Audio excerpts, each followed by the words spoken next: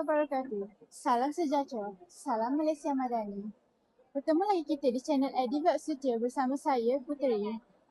Hari ini, kami berada di majlis persaraan yang diadakan khas bagi meraihkan jasa dan pengorbanan seorang insan pendidik yang telah banyak menabur bakti kepada sekolah. Mari kita bersama-sama ikuti detik-detik istimewa ini sepanjang majlis. Seawal pagi, warga SMK Kota mula berkumpul di hadapan Dewan Kota Jelasin bagi menghadiri majlis persaraan Puan Hasnah binti Hamzah. Majlis dimulakan dengan bacaan doa bagi memohon keberkatan dan kelancaran sepanjang berlangsungnya majlis. Seterusnya, wakil pelajar menyampaikan ucapan penghargaan sebagai tanda terima kasih atas segala jasa dan pengorbanan yang telah dicurahkan oleh Puan Hasnah. Majlis diteruskan dengan ucapan daripada Tuan Pengetua yang mengimbau jasa, komitmen serta sumbangan Puan Hasnah sepanjang berkhidmat di SMK Kota. Hadirin kemudian disajikan dengan tayangan montaj yang memaparkan kenangan indah serta perjalanan kerjaya Puan Hasnah sebagai seorang pendidik. Sebagai simbol penghormatan dan penghargaan, Puan Hasnah dipakaikan selempang sempena persaraan beliau. Puan Hasnah seterusnya menyampaikan ucapan yang penuh dengan kenangan, penghargaan dan pesanan buat seluruh warga sekolah. Simbolik punch card terakhir, penyerahan kunci mangga serta penghantaran menjadi penutup rasmi perjalanan kerjaya Puan Hasnah sebagai warga SMK Kota. Assalamualaikum. Sekarang kita bersama Cikgu Hasnah yang akan meninggalkan bidang kerjanya tidak lama lagi. Cikgu, apakah cabaran terbesar cikgu sebagai seorang pendidik dan bagaimana cikgu mengatasinya? Waalaikumsalam warahmatullahi wabarakatuh. Alhamdulillah, terima kasih.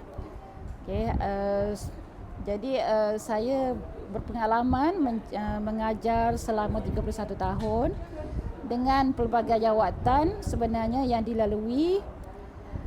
Kalau nak ingatkan kepada cabaran tu memang banyak juga cabaran lah, tapi yang paling menyentuh jiwa adalah semasa cikgu menjawat jawatan sebagai penolakanan hal ehwal murid PKM di SMK Tanjung Puteri Resort Pasir Gudang. Pada masa tu berlaku satu kejadian kira macam kejadian yang kita tak diingini jugalah, berlaku pencemaran alam sekitar yang panggil pencemaran Kim. Pernahlah tersebar luas di Malaysia tentang berita ni sebenarnya ya.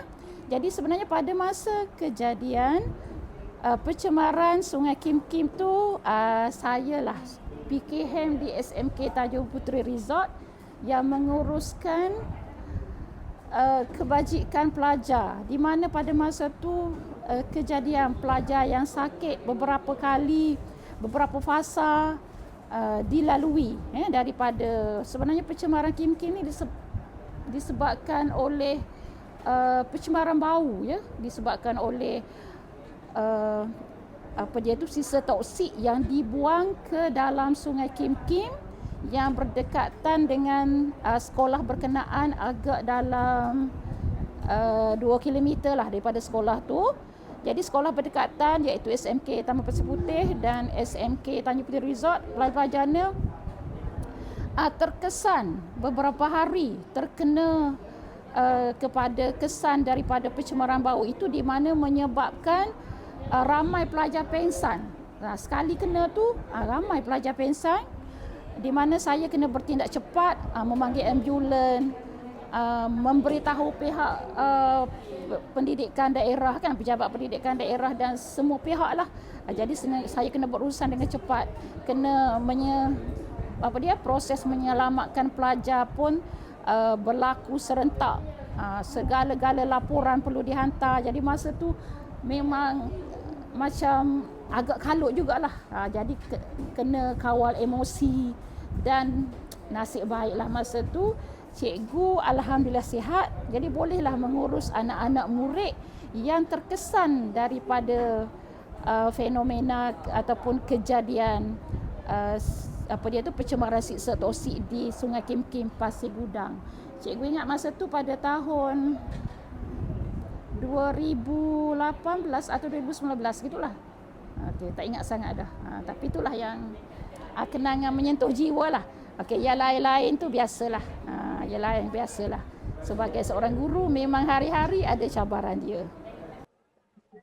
Demikianlah liputan sepanjang majlis besaran yang penuh dengan kenangan dan penghargaan.